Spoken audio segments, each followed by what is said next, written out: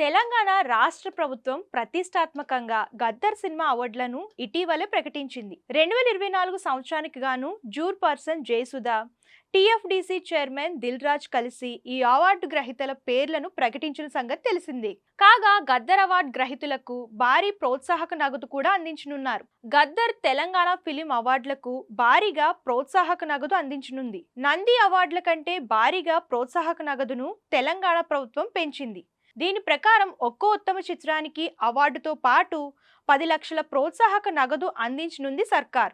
ఇక వ్యక్తిగత అవార్డుల్లోనూ ఒక్కో అవార్డుకు 5 లక్షల నుంచి 3 లక్షల చొప్పున నగదు అందించనుంది. అలాగే ప్రత్యేక పురస్కారాల్లో ఒక్కో స్మారక అవార్డు కూడా 10 లక్షల ప్రోత్సాహక నగదు లభించనుండగా, గద్దర్ తెలంగాణ ఫిలిం అవార్డులలో భాగంగా మొత్తం 73 అవార్డులను తెలంగాణ ప్రభుత్వం అందించనుంది. ఇందులో ప్రభుత్వం 4.5 కోట్లు ఖర్చు చేయనుంది. ఈ క్రమంలో మొత్తం 11 ఉత్తమ చిత్రాలకు గాను ఒక్కో చిత్రానికి 10 లక్షలు, రెండో ఉత్తమ చిత్రాలకు ఒక్కో చిత్రానికి 7 లక్షలు, మూడో ఉత్తమ చిత్రాలకు ఒక్కో చిత్రానికి 5 లక్షల చొప్పున ప్రోత్సాహక బహుమతి అందించనుంది రాష్ట్ర ప్రభుత్వం.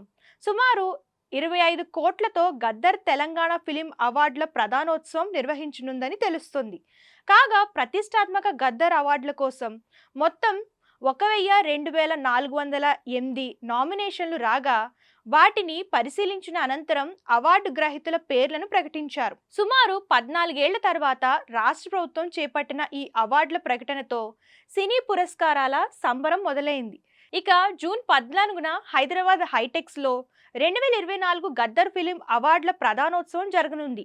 ఈ అవార్డులలో పుష్ప 2 చిత్రానికి గాను అల్లు అర్జున్ ఉత్తమ నటుడిగా ఎంపిక కాగా, రెబల్ స్టార్ ప్రభాస్ నటించిన కల్కి ఉత్తమ చిత్రంగా నిలిచింది. అలాగే నివేదా థామస్తో పాటు పలువురు సినీ ప్రముఖులు చిత్రాలకు గద్దర్ అవార్డులలో స్థానం దక్కింది.